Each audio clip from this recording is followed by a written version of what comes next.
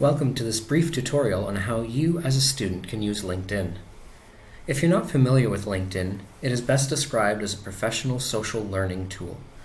Like other social networking apps, LinkedIn is built on the concept of reciprocity, but is so much more than giving and receiving views, likes, and comments.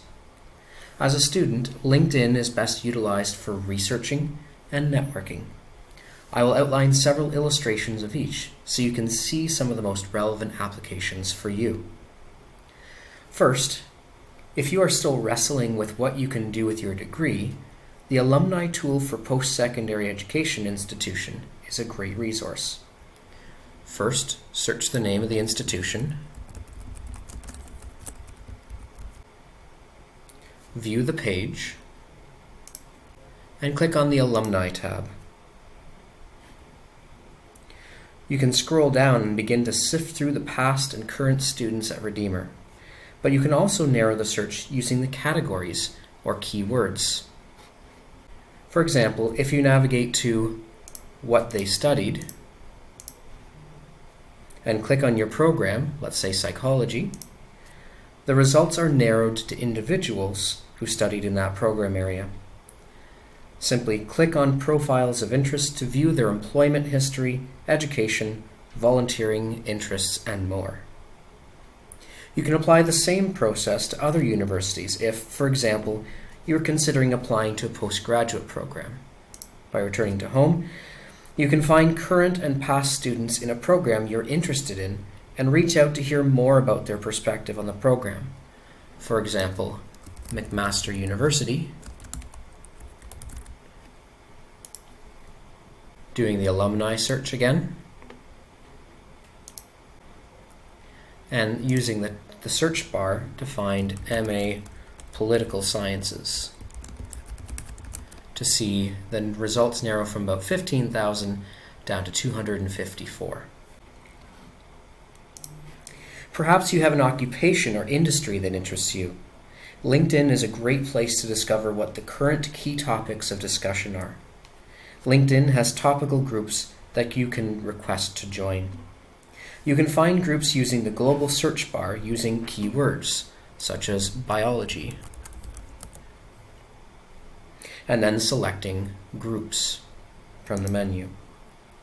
You will also notice that you can search people, jobs, company, and so much more. As you review the groups, some are open groups, where anyone can see all posts. Others are closed groups, where you have to request to join to see the posts. For example, if we go into the Bioinformatics and Computational Biology group, you can see what are some of the most recent posts. See who is writing these posts, and you can follow them to have all of their posts on your feed as well. In your upper years of your undergraduate program, you may be curious about some specific companies that you could either complete an internship with or potentially be hired by after graduation. If you wanted to work in media, for example, you could use the global search bar and then select companies and narrow the location to a city, province, or country of your choice. By selecting a company, you can learn about the company through its basic profile, posts, jobs, and people who work there. This could even be more valuable if you are offered a job interview to really know the company before you get there, so you can ask some good questions. The other main purpose of LinkedIn is networking. On the networking side, LinkedIn is a great place to discover and be discovered. You can learn from people you already know by adding them as contacts. You can simply search them by name in the global search and narrow to people and location. For example, if I know a guy named Max, I can find the name Max of a specific person, people, and go looking for that person. As you add new connections, the app's algorithms will make suggestions or recommend links as well. If you select My Network to take a look. You can also search for people of interest using specific job titles in their profile, for example, accountant. and then narrow for people who are an accountant, and narrow to location or degree of connection, or even a very specific company. Once connected, you can invite them to have a career conversation at a local coffee shop or on a virtual meeting platform. As you build your own profile, you can also reach out to current or past supervisors to ask for recommendations. You can do this by going to your profile, scrolling to the bottom, where there's the recommendations section, and click the plus sign, where you can ask for a recommendation. This will prompt you to find people in your LinkedIn network to send a well-crafted note to.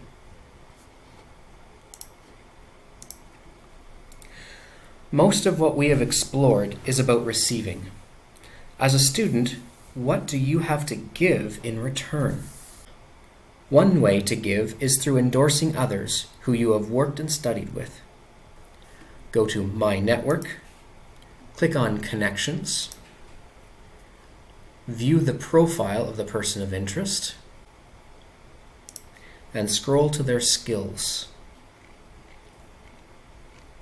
Here you can then endorse a few skills if you'd like. Likely the easiest way to give to others is to like, comment on, and reshare others' posts. As with other social media platforms, these are central methods to engage with others. Finally, you can post your own content.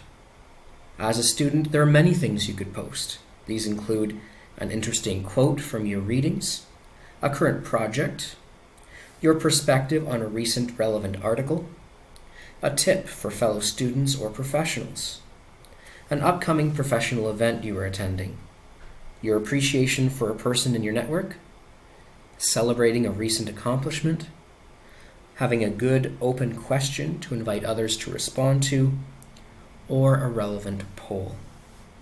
It doesn't have to be fancy or often, but an occasional post of your own can wow prospective employers and recruiters, and nearly 3/4 of them will look at it when considering you for a position. To quickly recap, LinkedIn is most valuable to you as a student for researching and networking. Under research, we talked about expanding career ideas, researching grad schools, exploring current topics, and learning about organizations. Under networking, we talked about connecting with people of interest, getting recommendations, endorsing skills, liking, commenting, and resharing posts, and creating some of your own content.